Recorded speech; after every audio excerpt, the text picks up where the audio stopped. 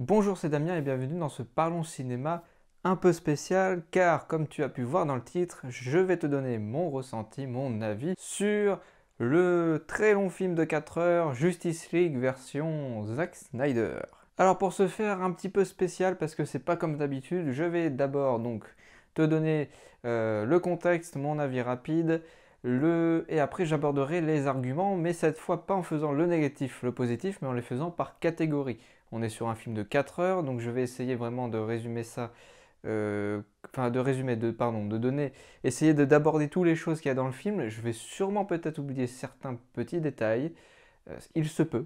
Voilà, le film fait 4 heures, j'ai quand même pris des notes, j'ai essayé de revoir certaines scènes et tout. Je fais de mon mieux, voilà. Et je terminerai par une conclusion. Juste avant, petit avertissement quand même, je vais spoiler. Donc je considère que tu as vu cette version, que tu as aussi vu la Justice League de 2017 et si possible les autres films du DCU Universe.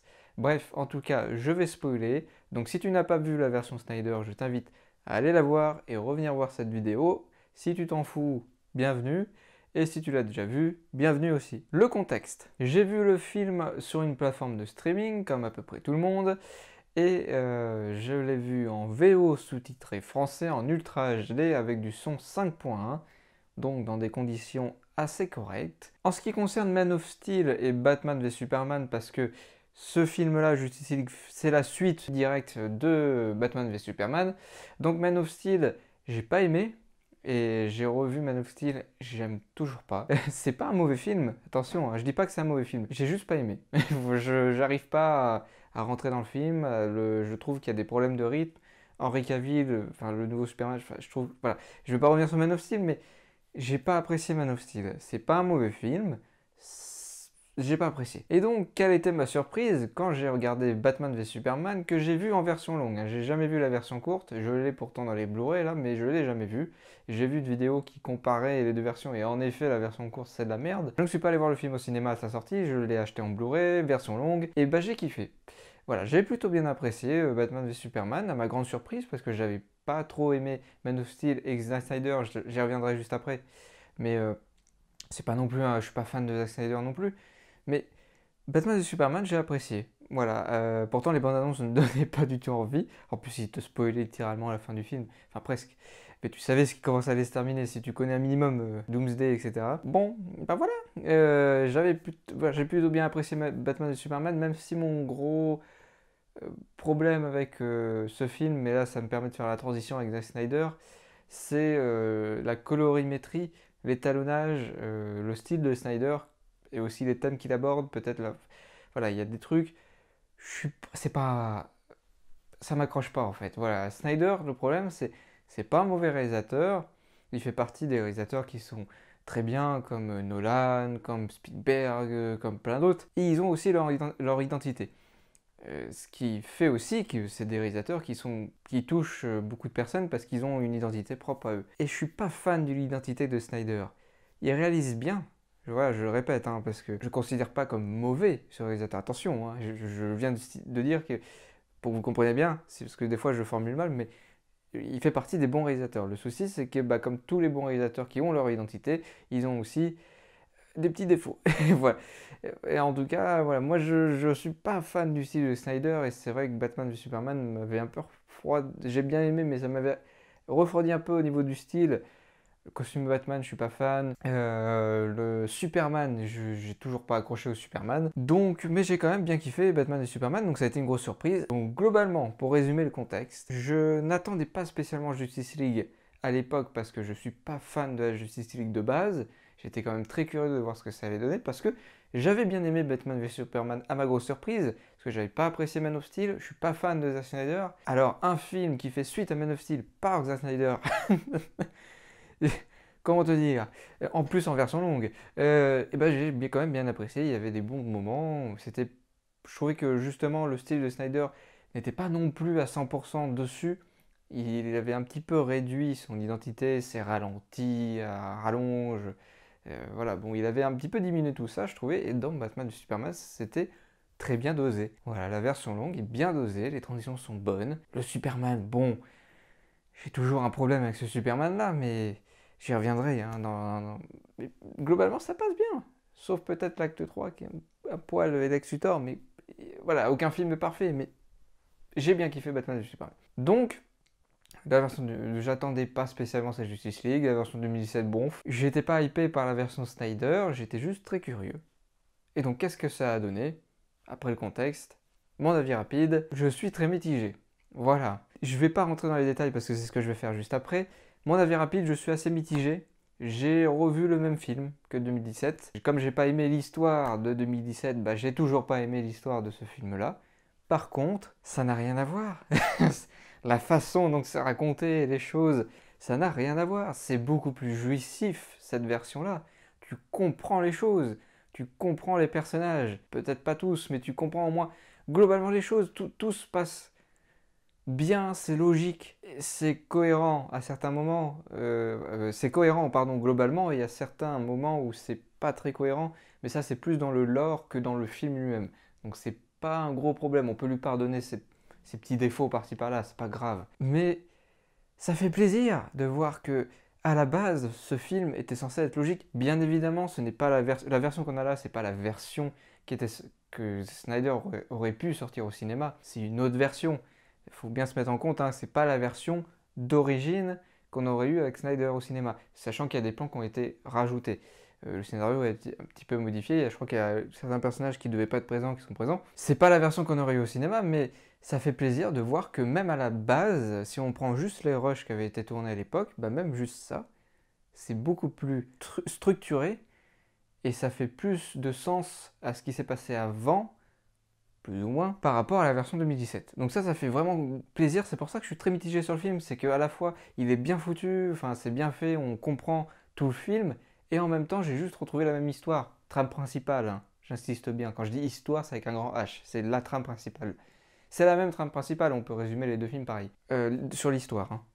Donc c'est pour ça, je suis assez mitigé, globalement. Maintenant, place, c'est pour ça que j'ai pris mon téléphone, parce que je vais partir maintenant sur les arguments. Donc, comme j'ai dit au début, c'est pas du négatif, du positif, ça va être par catégorie.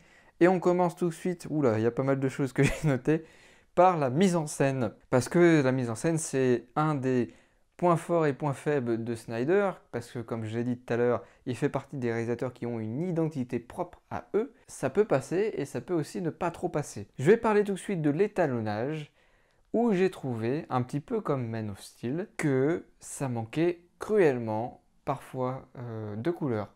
Alors attention, quand je dis couleurs, je ne parle pas de couleurs pétantes, comme on peut retrouver dans la version 2017, je parle juste d'une légère petite couleur, un truc genre juste pour sublimer un petit peu. Tout est hyper saturé, fade même à certains moments. Je pense à quand il y a le plan à la fin où on voit tout la Justice League avec le Superman noir comme ça qui attend l'arrivée du bat vaisseau, je sais pas quoi, de Batman là. Ce plan, il est, euh, il a pas de goût en fait. C'est tellement saturé, tellement sombre, tellement ça manque de couleurs. J'arrive même pas. Et en plus, ils ont foutu Superman et Batman à côté. Deux costumes bien noirs, bien la Snyder là. Non, j'arrive pas à identifier les héros du premier coup d'œil juste avec une couleur. Et je trouve ça dommage. Je trouve que c'est ce qui manque un peu à ce film. C'est ce qui posait problème aussi pour moi, hein. Dans Man of Steel, c'est qu'on... Hop là, la chaise. C'est qu'on avait un Superman qui était très saturé. Et justement, par exemple, Superman, même s'il a un costume noir, il faut qu'il soit un poil, je pense, plus coloré, un tout petit peu plus lumineux que les autres. Tu vois, des fois, il suffit juste d'un tout petit réglage. C'est pas forcément une couleur pétante, hein, que je demande. Ça manque un peu de... J'avais l'impression que il y a eu un filtre gris qui était dessus. Des fois, c'était très dérangeant pour moi parce que ça manque de faire ressortir certaines scènes et notamment ce plan à la fin où tous les super-héros ont exactement Alors, après, il y a l'opposé. Il y a aussi tous les super-héros avec avec une couleur pétante et en même temps, il faut faire le juste équilibre. Et là, malheureusement, l'étalonnage, c'est pas qu'il est pas bien fait, c'est juste pour moi, il n'est pas réussi. C'est pas ce qu'il aurait. C'est pas les bons choix en fait qui ont été faits, je pense, pour globalement le film. Avant d'attaquer tous les autres points de mise en scène, je tiens quand même à faire un petit point sur le format qui est utilisé. c'est du 1,33 ou du 1,43, je sais plus lequel c'est. Donc c'est un format à l'ancienne, voilà. Je tiens quand même à dire quelque chose. Arrêtez, pour certaines personnes, de vouloir zoomer pour avoir du 16 neuvième. Arrêtez. Hein? Là, vous avez la chance d'avoir un film dans son ensemble. C'est-à-dire, vous avez tout le film, en fait. Là où certaines personnes ne comprennent pas, c'est qu'ils pensent que Snyder a coupé les bords. Non, c'est l'inverse. C'est dans la version 2017, ils ont zoomé sur l'image. Donc vous avez perdu en fait, vous avez perdu ça. En gros, l'image elle est comme ça et vous avez perdu tout ce qui était en haut et en bas. Là, vous avez la possibilité de voir tout dans leur ensemble, comment c'était conçu à la base. Enfin, j'espère que c'était comme ça à la base. Ou je sais pas trop, mais en tout cas, vous avez beaucoup plus d'images à l'écran que comment dire, le cadrage, vous avez plus de choses, oui, à l'écran que la version 2017 où c'était zoomé, même des fois c'était zoomé, enfin avec le cul. Bref, parce qu'il devait raccorder des plans et c'était bizarre. Et là, vous avez la chance d'avoir une vision où vous avez beaucoup de choses, tout ce qui devait être à l'écran en fait à la base, qu'on peut pas vraiment faire au cinéma parce que c'est compliqué de mettre ce format au cinéma, mais parce qu'on a tellement l'habitude du cinémascope. Et en parlant du cinémascope, qu'est-ce que ce format apporte de bien ou de mauvais? Ce qui est bien dans ce format, c'est que c'est un format qui est très bien pour filmer l'humain. Là, vous me voyez, je suis en 16 neuvième et vous pouvez voir que ici c'est coupé, alors que si je filmais en rectangle, vous aurez dû avoir normalement mes cheveux, une partie de ce qu'il y a en bas. Voilà, si c'était filmé en format 4 tiers, si tu veux, ou 5 dixièmes, ou ce que tu veux, mais voilà, si c'était filmé dans un format rectangle à l'envers, on aurait plus mon corps que là. Donc ce format permet vraiment de sublimer certains plans. C'est dans la bande-annonce, mais Wonder Woman, où il y a la flèche qui arrive, on voit la flèche en gros plan avec tout- toute la stature de Wonder Woman, qu'on a l'impression qu'elle est gigantesque, qu'elle est grande. Voilà. Je sais même pas si l'actrice est grande à la base. Enfin, je pense que c'est une mannequin, donc elle devait quand même avoir un minimum de hauteur.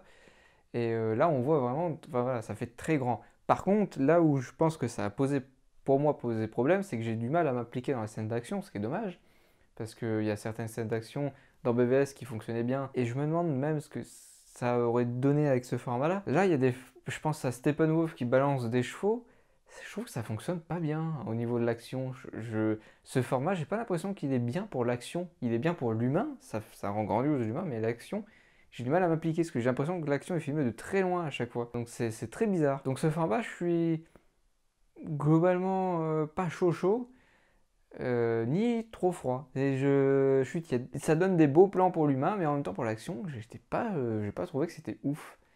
Pas l'action en elle-même, hein, je parle bien du rendu avec ce format. Et en parlant de l'action, j'ai trouvé qu'il manquait certains plans iconiques, certains plans marquants. Dans BVS, il y avait pas mal de plans assez marquants. Il y avait toute la scène d'action quand Batman va sauver Martha. Ça manque de plans iconiques. Il y en a un seul qui est déjà présent, je crois, dans la version 2007. C'est Batman qui est sur sa gargouille où il y a un truc qui s'en va et ça nous montre Batman.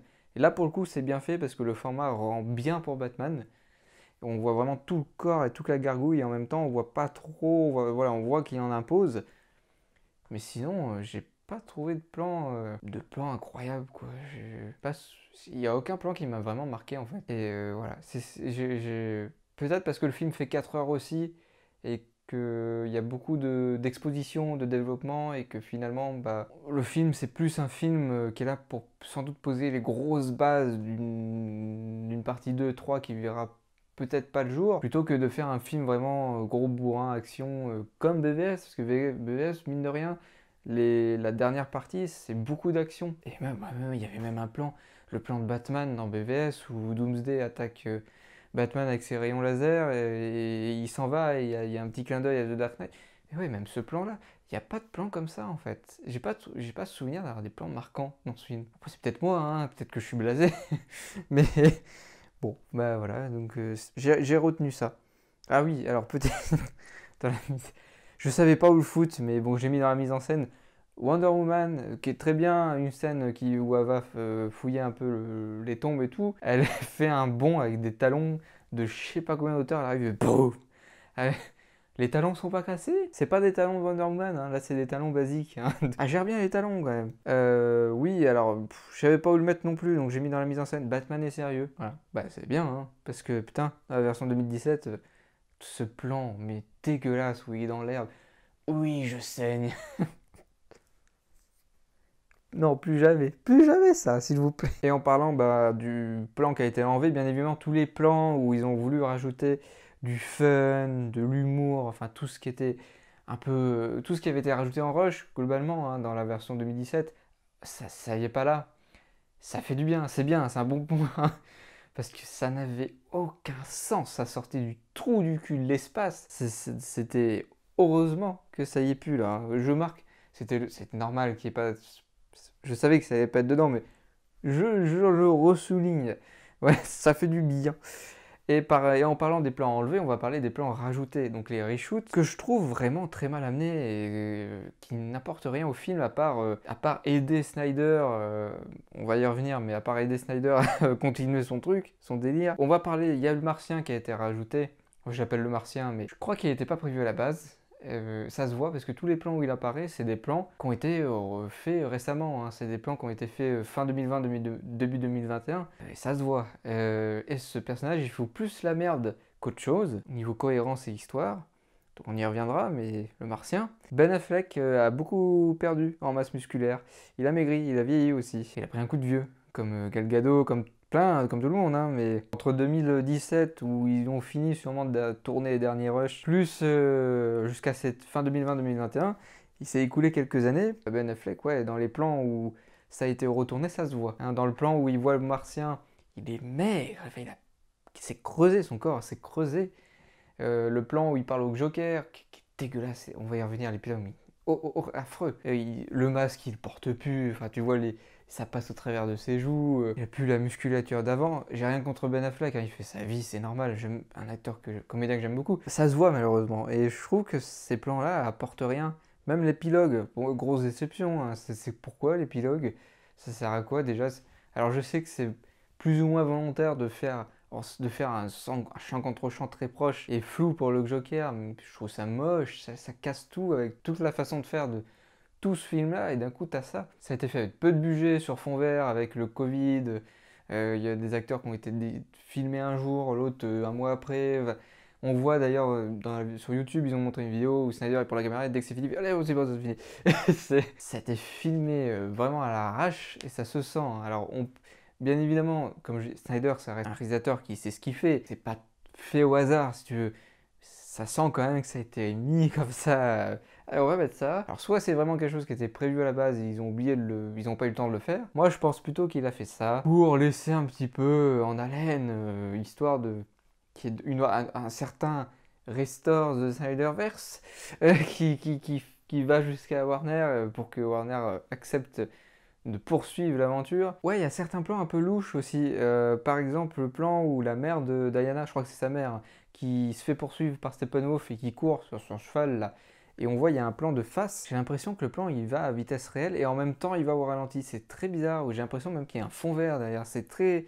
Ce plan, il m'a un peu sorti du truc. Les ralentis. Ah ouais, alors ça, faut qu'on parle. Les ralentis, s'il te plaît, Snyder, arrête. Je ne peux plus des ralentis. Il y a des ralentis partout dans ce film, ça ne sert à rien. Ça casse le peu le rythme que le montage propose. Et c'est trop long. Il y a des ralentis partout. Faut arrêter avec les ralentis. Et surtout, ça va en désaccord avec le personnage de... Je regarde mes notes en même temps. Ça va en désaccord avec le personnage de Flash. Flash, son pouvoir, c'est d'aller vite, tellement vite qu'il peut remonter dans le temps et aller dans un univers parallèle, si j'ai bien compris. Le principe de quelqu'un qui va vite, c'est si on veut montrer qu'il va vite, c'est de filmer tout le reste, tout ce qu'il y a autour, très lentement. Si tu fais la même méthode pour tous les personnages, ça n'a aucun impact sur Flash.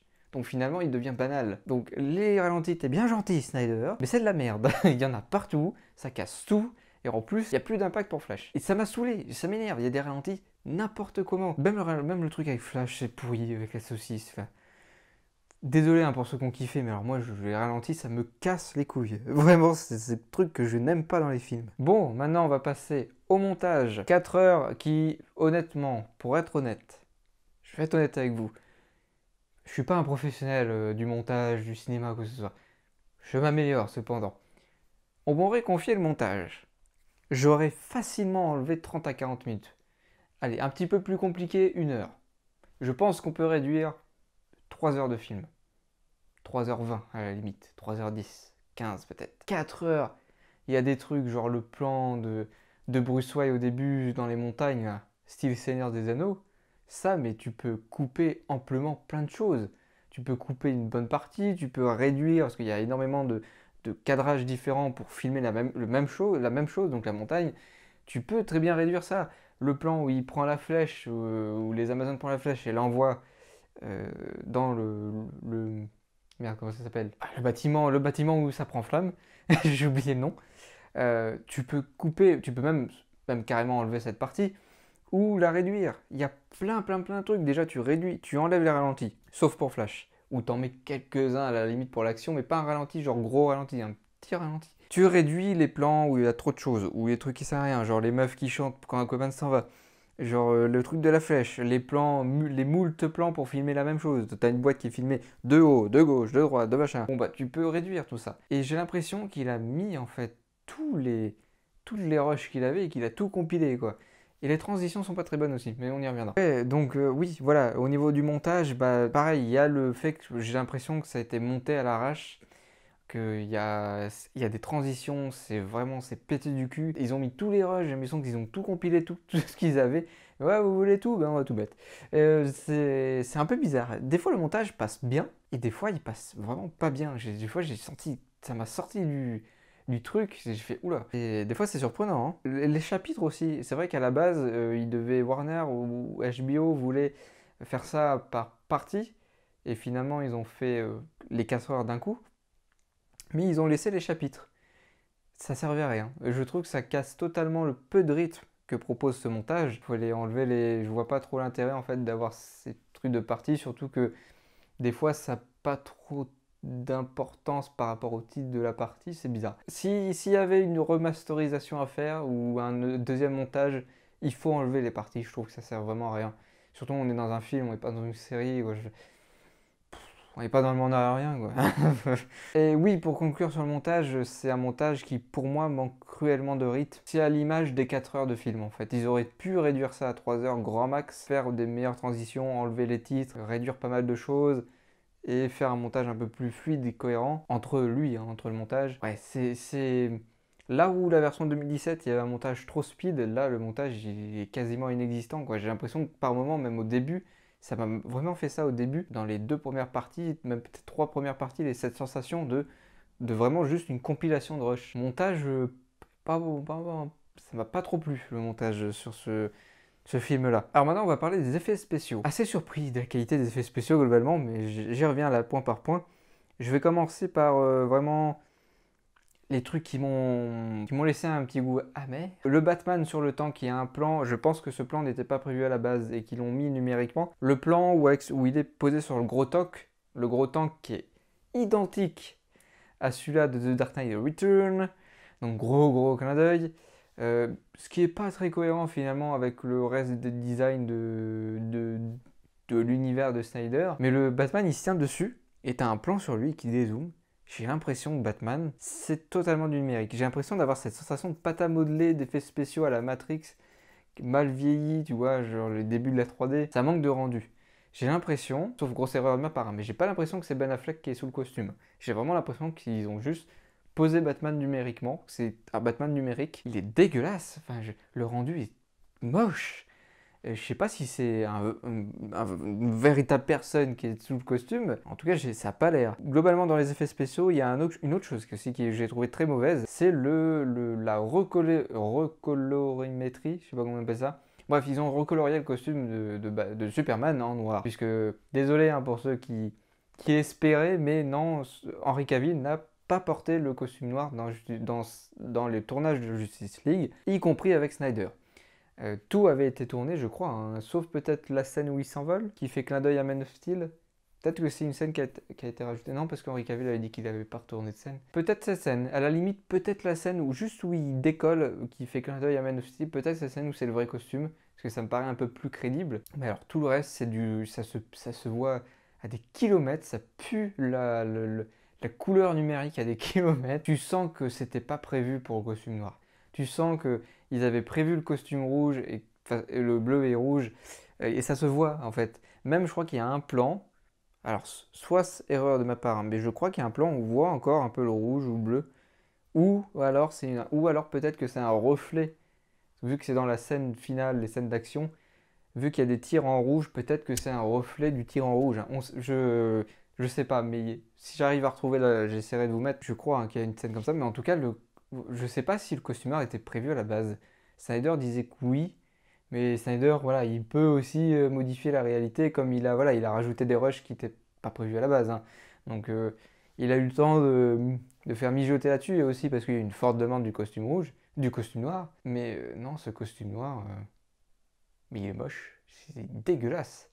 Il pue du cul ce costume. En plus, il apporte rien, je vois pas l'intérêt d'avoir ce costume-là. Pour vous expliquer, tout avait été conçu pour le costume bleu et noir, c'est-à-dire il y avait une sorte de nouveau, il y avait, si tu veux, il y a le costume et dessous le costume, il y a un autre costume. Là, pour cette Justice League, ils avaient modifié un peu pour pouvoir faire en sorte qu'il brille, que l'on voit vraiment les pecs, en fait, que ça brille, qu'il y a un petit côté un peu métallique. Et pour ça, ils avaient fait une tenue tout noire avec des bandes de pectes. Et c'était, il y avait des bandes en fait argentées. Et quand Henry Cavill remettait le costume bleu et rouge dessus, en fait, ça faisait vraiment très mastoc et ça faisait refléter la lumière dessus. Et donc, et c'est pour ça que le résultat est bizarre, c'est que le tournage à la base avait été fait pour les lumières et tout, pour le costume bleu et rouge, et pas pour le costume noir. Donc c'est pour ça que je trouve que le résultat est très très bizarre, surtout que ça pue l'effet spécial à des kilomètres. J'avais deviné direct que c'est du fake, comme dirait Trump, c'est fake. Pour terminer sur Superman, quand il évite le point de Steppenwolf, tu vois, on voit le visage de Superman comme ça. Dans la version de 2017, je crois qu'il sourit, il est comme ça. Et dans la version de Snyder, il est comme ça. Je crois, hein. Alors soit c'est le fait que ça soit un peu plus sombre et que j'ai pas vu le sourire, soit ils ont enlevé le sourire, soit le sourire n'était pas prévu à la base et qu'ils l'ont rajouté dans la version 2017, ou inverse, peut-être que Henry Cavill souriait un petit peu, genre je bosse, je suis Superman, et ils ont peut-être enlevé le sourire uniquement, mais voilà, c'est un petit détail pour dire que faites attention au sourire dans la version 2017 et la version normale. Et la version normale. Et la version Snyder, parce qu'il n'y a pas de version normale. Parce qu'il y a des sourires qui ont été enlevés, ils font plus la gueule que la version 2017. Alors est-ce que le sourire était là à la base? Est-ce que je m'en fous, mais c'est un petit détail que j'ai vu et je pense, voilà, les effets spéciaux font partie de ça. Et finalement, c'est pas plus mal pour Superman parce que il fait un peu zombie Superman dans le film. Donc on y reviendra sur Superman, mais voilà. Petite déception aussi au niveau des effets spéciaux. Je savais pas où le mettre, je savais pas si je le mettais dans la mise en scène ou dans les effets spéciaux. Mais le Green Lantern qu'on voit dans le flashback, je l'ai trouvé vraiment nul à chier. Juste le moment où il se bat en fait. Parce que le moment où il meurt, je l'ai trouvé beaucoup plus stylé que dans la version 2017. Et en même temps, dans la version 2017, il y avait un truc qui était vachement cool, c'est qu'il utilisait vraiment son pouvoir. Tu sentais, voilà, il faisait un marteau, je crois. Il faisait boum, boum, ça durait 2 secondes, 3 secondes, mais on comprenait que le mec, il pouvait comme ça sortir un marteau et ça se trouve il pouvait sortir plein d'autres trucs, plein d'autres formes. Et là dans la version Slider c'est juste, alors est-ce que c'est le budget ou le temps ou je sais pas quoi, mais c'est juste il tire un rayon vert en fait. J'ai pas vu de marteau, sauf voilà, sauf peut-être que je l'ai pas mal vu, hein, mais je crois qu'il fait 2-3 rayons, mais c'est juste des rayons verts et je trouvais ça, bah c'est pas, voilà quoi. Quand tu sais ce que peut faire un Green Lantern, juste c'est compréhensible pourquoi il meurt facilement, hein. Par contre, alors là où ça m'a bluffé, les effets spéciaux. Bon, globalement, les effets spéciaux, ça va, hein. C'est vrai que là, j'ai surtout beaucoup dit les points où ça m'avait un peu choqué, mais globalement, sur les 4 heures, les effets passent très très bien. Là où ça passe vraiment bien, c'est le putain de visage de Steppenwolf. La vache! Steppenwolf, il a genre RTX on. Waouh, on voit les poils, on voit vraiment les yeux. Genre, tu ressens l'émotion, tu ressens sa rage. Tu as tout en fait dans son visage, c'est incroyable. Alors l'armure, bon, on repassera, mais Putain, le visage de Steppenwolf, c'est bluffant, hein. C'est vraiment... Bravo, là, pour le coup. Je sais pas combien ils ont eu en budget pour les effets spéciaux et le temps qu'ils ont eu, mais ils ont bien réussi hein, pour le visage de Steppenwolf. Là où je trouvais que c'était vraiment très pâte à modeler en 2017, là, ça passe bien. Bon, l'étalonnage fait aussi que ça passe mieux. Voilà quoi, le visage. Ouf. Alors maintenant, on va attaquer plus tout ce qui va être histoire et scénario, notamment avec l'histoire. Alors, l'histoire, la trame principale, c'est la même que 2017. En 2017, ça m'avait déjà Oui, ça m'avait déjà déçu. Déjà parce que le film, l'histoire, en fait, je peux la résumer. Alors, pour ceux qui disent que c'est un film différent, c'est une autre version, hein, mais le film en lui-même, c'est la même histoire. C'est Steppenwolf qui débarque sur Terre, qui cherche ses 3 Mother Box. Batman et Wonder Woman veulent créer une Justice League, donc une ligue de héros.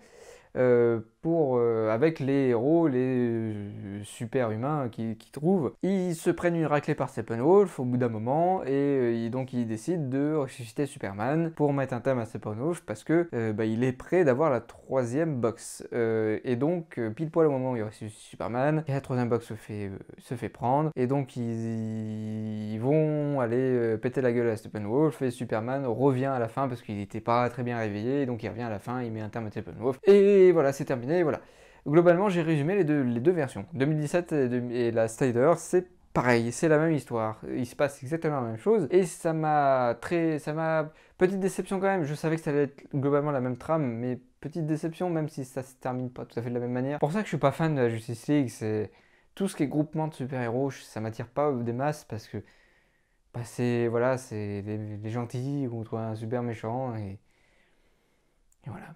Donc pareil, hein, l'histoire, ou au point négatif, pour moi la trame principale, c'est du pur scénario bas de gamme super-héros où il y a des objets méchants il va récupérer, mais les héros arrivent et voilà quoi. C'est l'histoire principale, la trame principale avec un gros H, c'est la même que 2017. J'ai pas aimé celle de 2017, donc je n'aime toujours pas celle-ci de Snyder. Là où c'est différent, c'est tout ce qui tourne autour de l'histoire. Et là c'est important, mais c'est ça qui fait la différence. C'est beaucoup mieux. On a des arcs narratifs, plusieurs personnages, on a une meilleure compréhension de l'histoire, il y a de l'exposition, c'est mieux développé, c'est mieux amené. Putain, c'est largement mieux. Et en fait, tout le bas de gamme de l'histoire principale, t'as tout derrière et c'est remonté en fait. Toute l'histoire est plus mis en avant par tout ce qui se passe autour et par le lore aussi. Et c'est jouissif, putain, ça fait du bien. Voilà, il suffisait juste de faire ça pour rendre l'histoire intéressante. Parce qu'il y a tout ce qui se passe autour.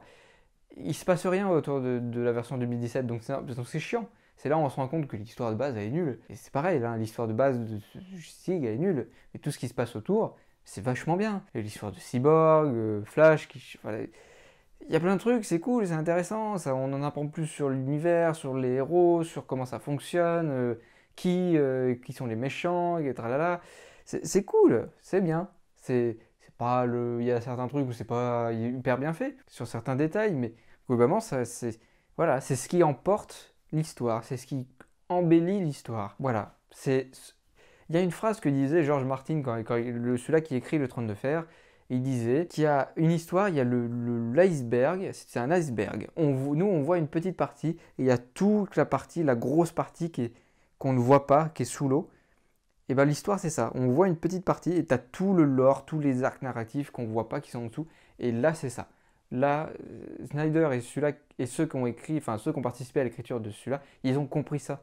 Ils ont compris qu'il n'y avait pas que l'histoire principale et qu'il fallait développer tout un univers autour pour rendre même l'histoire la plus banale comme ce film, bah, c'est plus intéressant parce qu'il y a tout l'arc, il y a tout il y a le gros iceberg en bas. Là où dans la version 2017 c'est du fake, c'est du synthétique. On te montre juste, il n'y a rien en fait, il y a juste un petit caillou qui flotte sur l'océan, il n'y a rien en bas en fait. Dans l'océan il y a du vide. Donc c'est pas intéressant finalement. Parce qu'une fois que l'histoire est passée, bah, voilà. Bah là oui, et là il y a tout.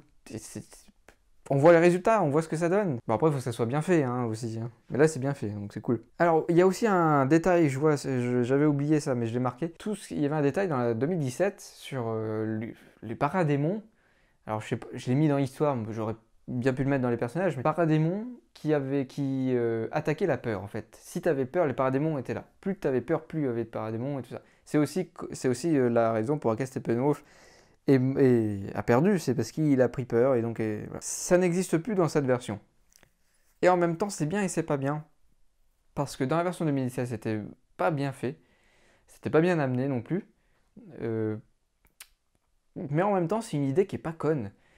Faire en sorte que les méchants attaquent ceux qui ont peur, c'est pas con. Sur le papier, honnêtement, l'idée sur le papier est très bonne. Après, la pratique dans la 2017, c'était nul à chier, mais je pense que peut-être cette version aurait pu en faire quelque chose de plus propre. Bon, ils ont décidé, à la base, il n'y avait pas ça, ça a été rajouté pour la version 2017. Enfin, je pense. On sait rien, hein. Peut-être que c'était là à la base, puis finalement Snyder a fait oh non. Je sais pas. Bref, en tout cas, c'est pas dans cette version. Comme je vous l'ai dit, c'est ni un point négatif ni un point positif, mais je voulais quand même dire que c'est pas une mauvaise idée, mais c'était tellement mal fait que ça en devenait une mauvaise idée. Mais je pense que bien fait, parce que l'idée est bonne, hein, mais sur la pratique, si c'est bien fait, ça peut être quelque chose de vachement cool. En l'occurrence, ça a été enlevé. C'est pas grave, mais je tenais quand même à le préciser. Maintenant, on va passer au scénario. Donc, je vais aller un peu plus vite sur les scénarios. Là, je vais lire vite fait les arcs narratifs que j'ai abordés dans l'histoire. Donc, Flash, on comprend mieux que c'est pas un bouffon, en fait. C'est un mec qui est très loin d'être con et qui cherche sa place, qui cherche en fait à se caser, en fait. Cyborg, comment dire, on comprend mieux en fait l'importance de Cyborg, là où je comprenais pas. Oui, c'est là en fait je comprenais pas pour quelle raison ils avaient choisi Cyborg dans la version 2017. Quand j'ai vu la première annonce, j'ai fait pourquoi ils ont pris Cyborg. J'ai dit Cyborg, il y a tellement mieux, il y a tellement mieux, et finalement là, oui, l'arc narratif, tout le développement sur Cyborg, c'est même un des protagonistes principaux du film. Là oui, là oui. Là, je comprends. Je comprends pourquoi ils ont mis Cyborg. Le père du Cyborg aussi, d'ailleurs, qui a été développé et qui sert à quelque chose. En fait, pratiquement tous les personnages qui sont un peu mis en avant servent à quelque chose. L'arc narratif sur toute la quête de Diana qui regarde ce qui s'est passé avec Darkseid, voilà, qui comprend avec les notifs, qui va faire des recherches à l'enquête. Et ça, c'est cool. Là où j'ai mal compris, c'était tout l'arc narratif sur Batman qui veut se racheter... d'avoir un peu foutu la merde. C'est pas de sa faute en fait, à Batman. C'est Luthor qui avait tout manipulé et en plus, je veux dire, c'est là où ça pose problème avec le défaut de Batman et Superman, c'est bon tout l'arc avec Doomsday, mais pas le fait qu'ils disent Martha, ça c'était bien amené, mais ce qui se passe après. C'est-à-dire qu'ils deviennent copains, main dans la main, tout de suite. Et c'est ça qui pose problème, et c'est là où ça pose problème, c'est qu'on voit en Batman qu'il y a des remords, qui avait dit sur la tombe, il a fait des promesses et tout, mais ça passe pas parce que j'avais l'impression qu'à la fin de Batman v Superman, tout avait déjà été pardonné en fait. Que c'est bon, ils étaient potos, qu'ils allaient boire un café ensemble, voilà, j'avais l'impression que c'est bon, c'était passé. Apparemment non, bon, ok. Je reviens vite fait sur Cyborg avant de parler d'un point important. Donc j'ai déjà abordé le fait qu'on comprend mieux pourquoi ils ont pris Cyborg, etc. Et surtout en quelques scènes, et c'est là où c'est important la mise en scène quand même, et même le scénario, parce que c'est là où le scénario, un bon scénario avec une bonne mise en scène, c'est là où voilà, ça fonctionne du tonnerre. Et là en quelques scènes, on comprend tout sur Cyborg. On voit sa mère dire au responsable de son école que voilà, on comprend qu'il a hacké, piraté quelque chose pour aider une camarade qui avait des mauvaises notes. On comprend que c'est le leader d'une sorte d'équipe. Enfin, il fait partie, en tout cas, j'ai l'impression, on nous montre, c'est pas très explicite, mais on nous fait comprendre plus ou moins que c'est un peu la tête du groupe, que c'est le leader, qui va jusqu'au bout, qui fera gagner son équipe, peu importe, même s'il reste 3 secondes, enfin, il fera tout pour faire gagner son équipe, qui peut même casser les lois pour faire quelque chose de juste. Et ça, on nous le montre en quelques scènes, et après, on nous le remonte un peu plus explicitement, où il va pirater la banque pour donner de l'argent, voilà. Ça, c'est plus pour nous expliquer en fait son pouvoir, ses capacités. Mais voilà, ça nous résume en fait Cyborg. Et c'est ce qu'il fait dans le film. Peu importe, il ira jusqu'au bout, il va faire ça, et même s'il doit casser les lois, il cassera les lois pour quelque chose de juste. Voilà. Voilà, c'est pas compliqué. En quelques plans, quelques petits mots de dialogue, quelques petits trucs de mise en scène, boum, on a détaillé un personnage. Voilà. C'est pas compliqué. Et ça fait plaisir de voir ça. Autre chose que je voulais aborder, globalement, avant de passer à tout ce qui est son et personnage, ce qui manque vraiment. à ce film, déjà c'est une thématique. Dans Man of Steel, dans BVS, il y a des thématiques. Là, il y a surtout le deuil et comment dire, se chercher, trouver sa place dans le monde. J'y reviendrai dans les personnages, mais le problème c'est que c'est trop omniprésent. Alors que ce qu'il y avait d'intéressant dans BVS par exemple, c'est qu'on parlait de qu'est-ce que peut faire un héros, jusqu'où il peut aller. Là où Superman essaie de faire les choses correctement, là où Batman il en a plus rien à foutre, lui il y va en mode YOLO, c'était intéressant.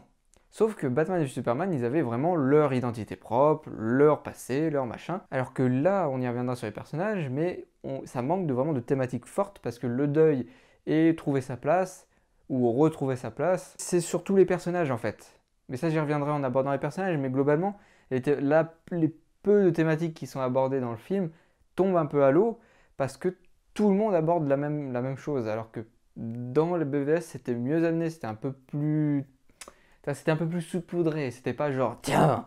Voilà, alors je comprends le deuil parce que Snyder fait aussi son deuil personnel par rapport à son film. Sauf que voilà, je trouve que ça manque vraiment de grosses thématiques, d'un truc central à l'histoire. Et là où ça manque cruellement, c'est l'impact. On nous a habitués dans Man of Steel et dans BVS à nous montrer l'impact des choses. Dans Man of Steel, on a une ville qui est totalement rasée, quoi. Enfin, une partie de la ville qui est rasée avec le combat Man of Steel. Dans BVS, on nous montre les conséquences de ça et on nous montre aussi l'impact qu'a eu Superman et qu'a aussi Batman et tout ça sur les personnages, les protagonistes et les antagonistes et aussi mais tout ce qui entoure. Tout ce qui entoure tout ça. Là, dans Justice League, tu as juste la Justice League et Steppenwolf. C'est tout. Et bien sûr, les petits personnages avec leur arc narratif. Mais une fois que c'est terminé, on passe à autre chose. Ça manque d'impact. Ça manque d'impact. Il n'y a pas le peuple, il n'y a pas le Daily Planet, il n'y a pas la réaction des gens. Et c'est tellement plat que c'est là, vraiment grosse déception. Parce que je m'attendais vraiment... Genre, je me dis 4 heures, allez, il y a 4 heures de rush, peut-être que... Non. Peut-être... Non. Il n'y a pas tout ça. C'est fini. Là, donc au final, on se retrouve juste avec un film de super-héros, en fait. C'est ça un peu le problème. On arrive sur un film de super-héros et on quitte un peu le film, un peu, pas d'auteur, mais qui veut raconter quelque chose. Finalement, on repart sur un film qui est mieux amené, mieux développé, mais ça reste un film de super-héros. Un petit peu dommage. Ça, j'y reviendrai après. Donc ça, c'est mon petit point. Je savais pas trop où le caser, donc je case maintenant. Maintenant, on va passer sur les quelques faux raccords ou quelques incohérences, faux raccords / incohérences, voilà. Aquaman ou l'Aquapeuple, je sais plus comment ils s'appellent, les peuples d'Aquaman, j'ai oublié le nom. Bon, déjà, Aquaman n'est pas ultra mis en avant, il n'y a pas grand chose de nouveau. Surtout, il y a des trucs, c'est bizarre, quoi, je veux dire. Ils te disent, oui, Aquaman, il peut respirer parce que c'est un semi-Atlante. Voilà, les Atlantes. Je cherchais c'est un sang mêlé. Donc il peut respirer dehors et dans l'eau. C'est ce qu'ils disent au bout d'un moment. Alors est-ce que ça signifierait que, si je comprends bien, c'est que les 100% Atlantes ne peuvent pas respirer et en même temps on te les voit sortir de la terre et après on te voit faire des bulles avec de l'oxygène. Après il y a de l'oxygène dans l'eau, hein, donc finalement... Mais c'est bizarre. Ok. Alors j'ai loupé peut-être une info, hein, mais... Pareil, enfin voilà, sur Aquaman, il y a des petits trucs, à peu près sur tous les personnages, surtout Aquaman et Flash aussi, je pense. Où il y a des petits détails, des machins, où quand tu réfléchis, quand tu remets les choses dans l'ordre, tu dis bah non, finalement ça passe pas très bien. Et là où ça passe vraiment pas, c'est le reshoot avec le Martien. J'appelle le Martien, mais pose problème. Est-ce que Martha est vivante? Est-ce que elle existe pour de vrai? Est-ce que Superman n'a pas capté qu'il y avait une fausse Martha?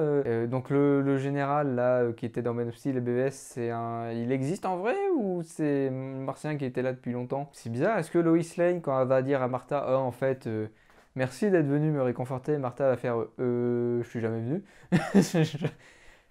L'impact des choses, c'est ce qui manque, c'est ce que je disais, l'impact des choses. Là, pour le coup, le Martien, je trouve que c'est une très mauvaise idée de l'avoir emmené. Ou alors, il aurait dû apparaître à la fin. Genre, juste, bah bonjour. J'ai entendu parler de Steppenwolf, j'arrive sur votre planète, bonjour. Voilà, Darkseid, j'ai entendu que Darkseid arrivait, je vais vous aider. J'ai eu affaire à Darkseid. Qu'il soit présent déjà, c'est louche, hein. C'est un truc qui cloche, ça va pas. Puis il sort pareil, il sort du trou du cul du monde. Je suis pas chaud hein, pour le Martien. Hein. Alors là, ça va faire mal, je suis désolé, hein, mais la bande originale, pas ouf. C'est très brouf.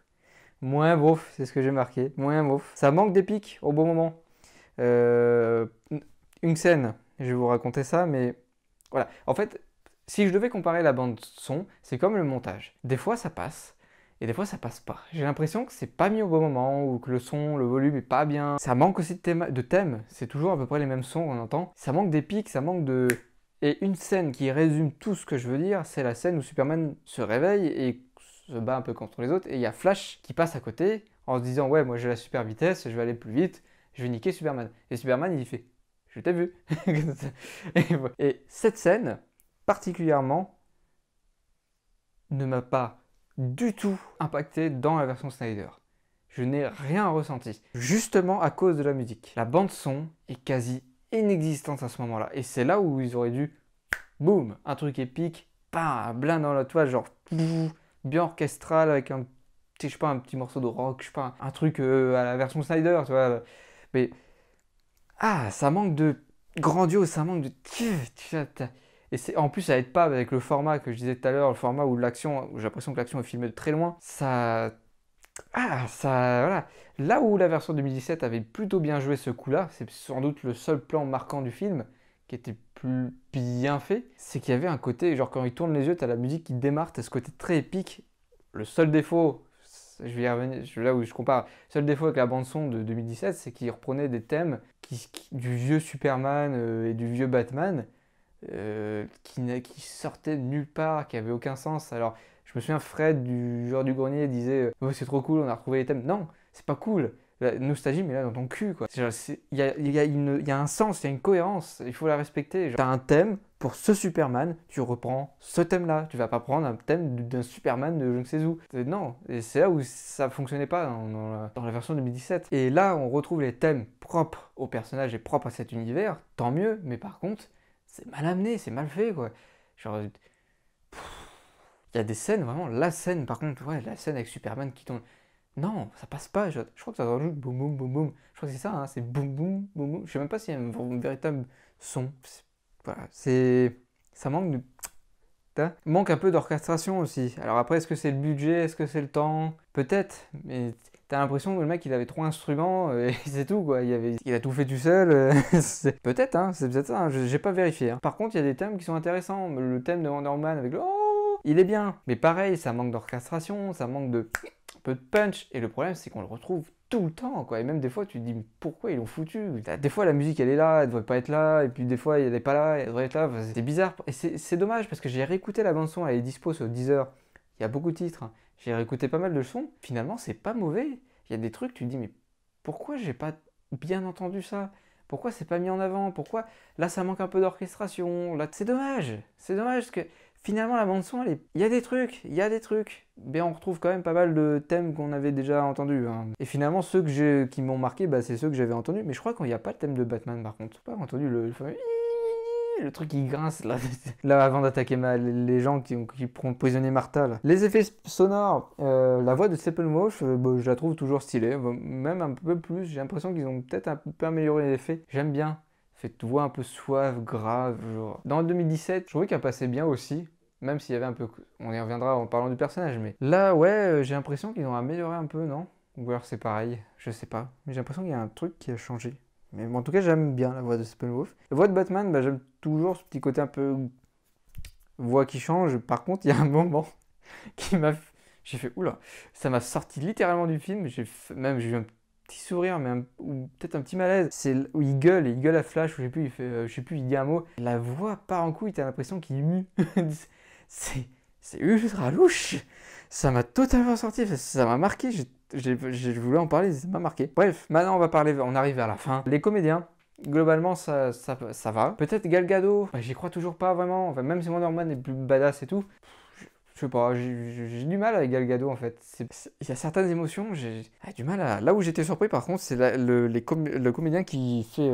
celui-là qui fait Flash, ou à la fin où il court pour éviter que les Motherbox détruisent la Terre.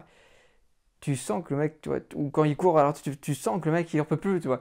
Je trouvais que c'était... Il avait, ouais, je sais pas, je sais pas les noms des comédiens. Mais le comédien qui fait Flash, ouais, il y a un truc qui se dégage en tout cas. Il a compris le perso. Là aussi m'a surpris, le comédien qui fait Cyborg aussi. Cyborg. Un moment, avant l'accident avec sa mère, il tourne, tu vois le mec il pleure, il a la rage, son père il est pas là. Ouais, ça Tu sens qu'il kiffe son perso, il a envie d'y aller, ça fait plaisir. Ouais, bah Henry Cavill, toujours Henry Cavill, hein, j'aime bien Henry Cavill, mais ça passe pas en Superman. Henry Cavill et Superman, pour moi, ça passe pas. En fait, Henry Cavill, il a des mimiques, là un petit peu moins, parce que Superman est moins présent. Mais alors, ouais, il y a toujours cette scène où Batman dit, j'ai racheté la banque, et là il fait...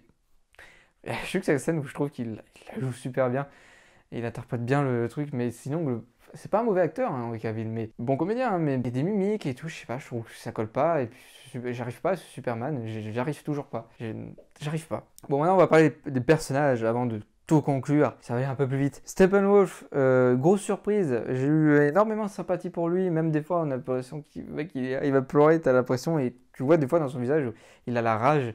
Il est obligé, il veut rentrer chez lui, donc il est obligé de se plier à Darkseid, à plier à ses hommes de main, parce qu'il sait très bien qu'il peut pas lutter, mais en même temps, il voudrait tellement prendre sa place, et ça se voit, genre juste le regard, ça se voit. Le mec, t'as de la sympathie pour lui, un peu... J'ai un peu de pitié quand même, comment il termine. Après, c'est un méchant, hein, c'est antagoniste, mais... Tu sens que c'est la marionnette de tout le monde, s'il se fait niquer. Alors là où, dans la version 2017, il était malsain, il était glauque. Genre, en plus, il était mal fait, on dirait la pâte mollée, il était là. Vous allez tous m'aimer. Il sortait nulle part, je savais pas ses motivations, nul à chier, c'est pas une version 2017. Là, le mec, il se fait trimballer de partout, il se casse le cul à tout faire, il finit comme une merde. Et en plus, t'as toutes les émotions, t'as un passé, t'as un background, t'as une identité, t'as un caractère. Steppenwolf, ça a été vraiment la grosse surprise. Bon, l'armure, on repassera, mais après son identité visuelle, c'est pas le truc le plus ouf du monde. Mais par contre, petite question, comment ça fonctionne cette téléportation? Là, par contre, je suis curieux dans les commentaires, répondez-moi. Est-ce que c'est un vaisseau qui transporte? Est-ce que c'est Darkseid? Est-ce que c'est une technologie? Est-ce que c'est lui-même? Apparemment, Darkseid, il peut faire un rond de téléportation. Est-ce qu'il peut se téléporter à l'infini où il veut? Voilà, je comprends toujours pas. Et même en 2017, je comprenais pas. Là, je comprends toujours pas. Je crois pas qu'il l'explique. Hein. Bon, bah, Cyborg, je pense que j'en ai déjà beaucoup parlé. Ouais, j'ai pas grand chose à dire maintenant sur Cyborg parce que j'ai tout dit. Le fait qu'il ait plusieurs bras aussi, qu'il découvre, qu'il peut faire masse de choses, enfin, c'est largement mieux. Flash, Flash, il y a pas mal d'humour qui sont très mal venus. Alors il y a moins d'humour, beauf, et le bouffon qu'il y avait dans 2017, c'est de l'humour un peu plus soft, un peu plus léger, un peu plus, tu vois, pas genre du gros humour bien gras, non. Je trouvais que c'était mal amené, surtout le moment où son père à Cyborg donne sa vie. Après, Flash fait une blague, genre avec les satellites, avec Bruce. Enfin, pourquoi?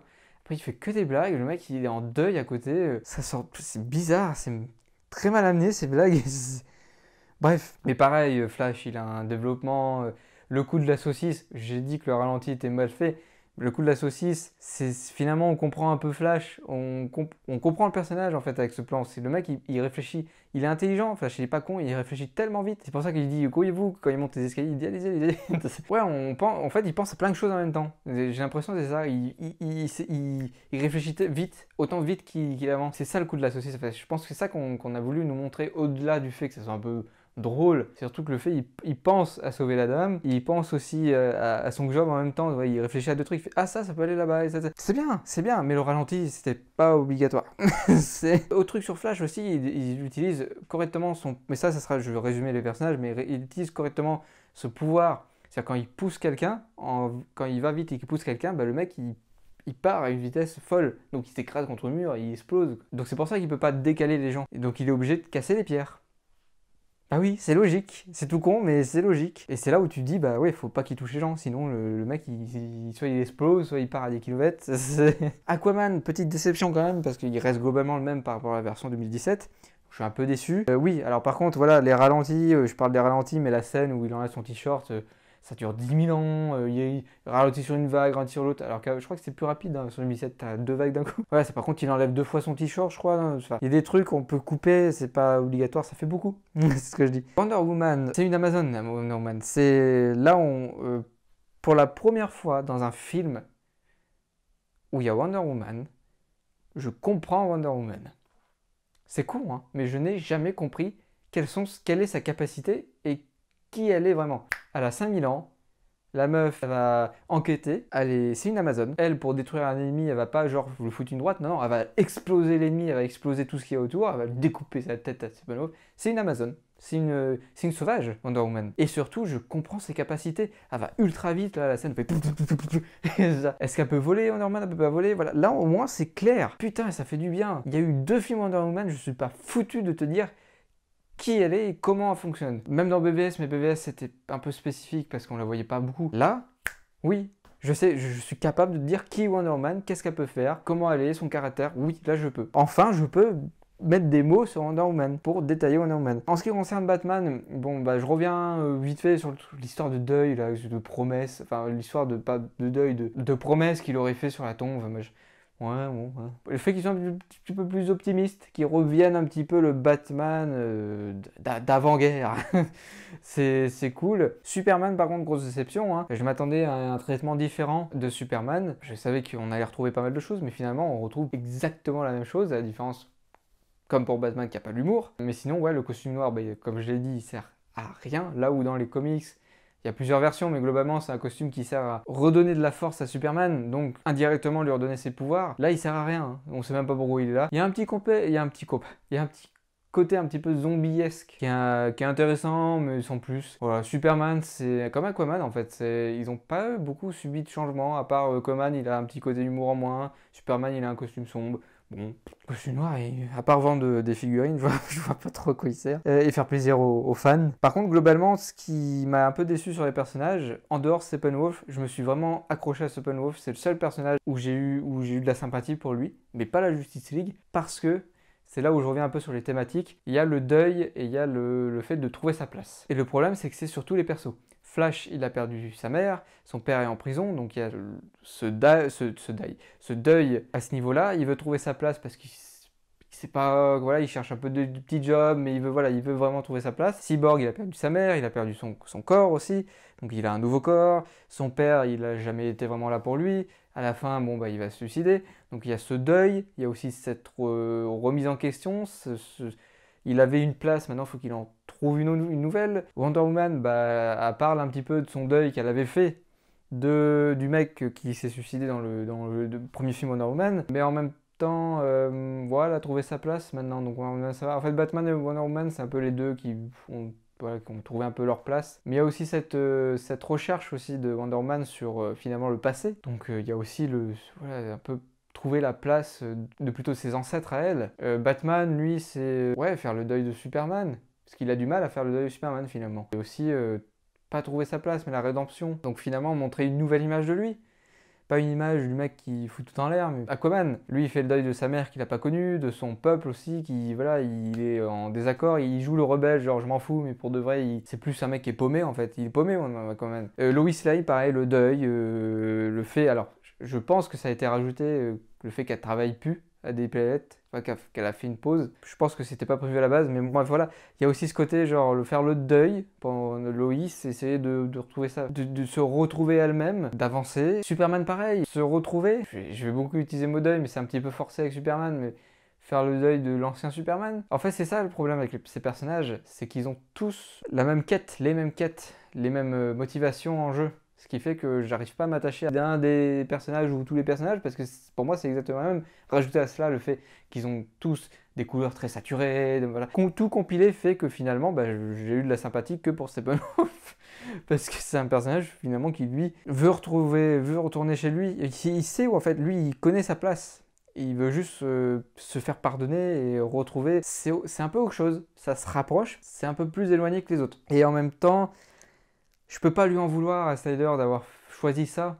Par contre, je trouve ça dommage qu'il n'ait pas fait un thème global, comme je le disais pour BVS ou Man of Steel, mais finalement, ce qui fait que la Justice League se regroupe, c'est aussi parce qu'ils ont tous ces points communs. C'est parce que c'est que des paumés, en fait, qui se retrouvent entre eux, quoi. Grosso modo, si je résume ça, c'est ça. Bref. Et en même temps, quand même, pas foutu, Snyder, de faire un thème. Merde. Il nous a cassé les couilles avec plein de thèmes pour 2 films. Donc maintenant, je vais parler de la note avant de passer à la conclusion. Parce que oui, je note le film 6,5 sur 10. Voilà, parce que je suis très mitigé dessus. Mais que ça reste quand même bien fait. Maintenant, la conclusion, globalement. Pour résumer, le film, c'est un film de super-héros. L'histoire est le thème principal est basique. Il n'y a pas de thème abordé, ce qui est dommage. Finalement, on retrouve les mêmes enjeux, les mêmes motivations pour à peu près tous les persos de la Justice League. Il n'y a que l'antagoniste Steppenwolf qui se démarque un peu. Sur les 4 heures, il y a allez, une bonne heure qu'on peut enlever. Et voilà, globalement ça reste bien fait, c'est beaucoup mieux amené, mieux construit, il y a plus de développement par rapport à la version 2017. Ça reste le même film en termes d'histoire, même en termes de premier, deuxième, troisième acte, même si là les actes sont un petit peu pétés parce que c'est tout ce que je viens de dire. Mais voilà, pour ceux qui disent que c'est pas le même film, si c'est le même film, c'est juste une version différente du même film. Ça reste le même film. Donc globalement, c'est pour ça que j'ai donné 6 sur 10, 6,5 sur 10, parce que c'est pas mauvais, c'est bien, ça m'a pas non plus botté le cul, voilà, j'ai apprécié le fait que ça soit mieux amené, plus développé, je comprends mieux maintenant pourquoi Cyborg, pourquoi machin, etc. Mais globalement, c'est le même, c'est la même histoire, c'est le même film, quoi. C'est film de Justice League normal, super-héros normal. Et pour terminer sur la conclusion, je tenais quand même à dire une petite phrase sur ce qui s'est passé, parce que là, on peut comparer la version 2017 et la version Snyder sur un même film, donc voir qu'est-ce qui est bien, qu'est-ce qui est pas bien.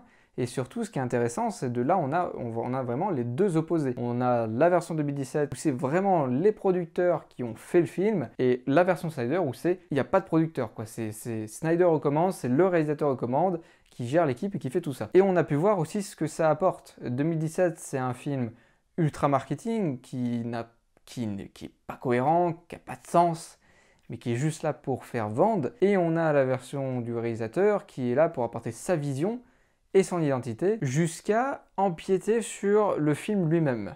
C'est-à-dire trop de ralentis, trop de plans pour filmer la même chose. Comme je vous l'ai dit, on peut réduire au moins d'1 heure le film, grand max. Ma question est la suivante, et les commentaires sont là pour que tu répondes à cette question. Est-ce que le cinéma, finalement, c'est pas un juste équilibre des deux? Est-ce que c'est pas la production et la réalisation qui doivent coexister, s'entendre, pour faire un film dit parfait? Bien évidemment, la perfection n'existe pas, mais t'as compris ce que je voulais dire. Je ne répondrai pas à la question, même si j'ai ma propre réponse, mais j'aimerais beaucoup avoir ta réponse à toi. Donc est-ce que finalement le film parfait, c'est pas plutôt un bon équilibre entre les producteurs et les réalisateurs? Merci d'avoir regardé et écouté ce Parlons Cinéma sur la version de Zack Snyder de la Justice League, donc film de 4 heures, chose assez exceptionnelle dans la vie du cinéma. J'espère que ce Parlons Cinéma t'a plu. Si c'est le cas, tu peux t'abonner à la chaîne pour suivre tous les autres Parlons Cinéma et les Parlons Lecture qui sortiront. N'oublie pas de laisser un j'aime, ça fait toujours plaisir et ça aide pour le référencement, de répondre à la question dans les commentaires, de partager la vidéo, bref,